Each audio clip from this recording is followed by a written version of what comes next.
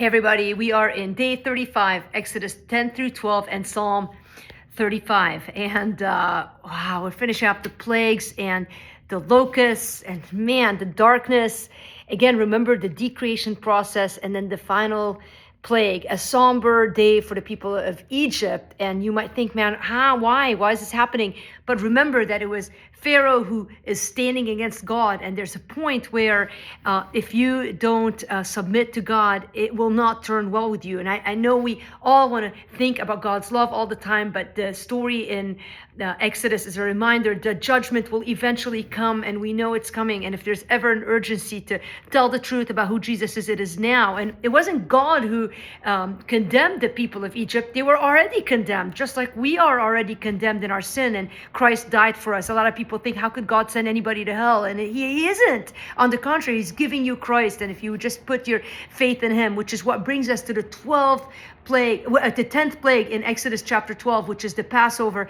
And we see this play out where there's a picture of the coming Messiah. There's an unblemished lamb, and every little detail of the story of the Passover has meaning, whether it's the hyssop that is meant to be a reminder of the purification and the cleansing, or the fact that the animal was to be broiled and not boiled, and every bit of it should be eaten. And this was a reminder of the slavery that was put behind them and now crossing into freedom. And that night after the Lord delivered, anyone who had the blood on the posts of their door was protected.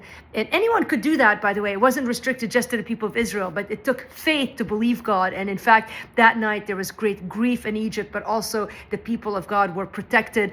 And not only that, but God, and this boggles my mind, that there was actually favor amongst the Egyptians, where they gave them all of the things they owned. The people of Israel didn't take it from them as much as it was offered. And so I love the ending of chapter 12, where God gives a chance to anyone who wanted to go out to worship God with the people of Israel was able to do that. They just had to be circumcised as a sign of their belief.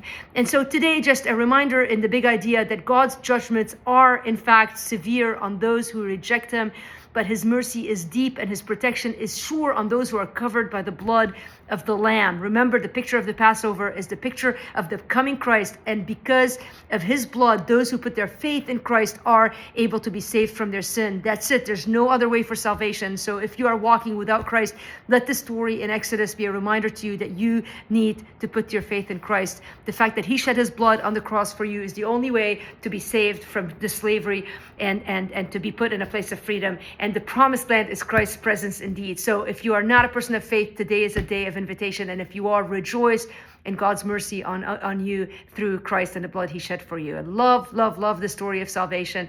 And I hope that you saw it clearly in today's reading.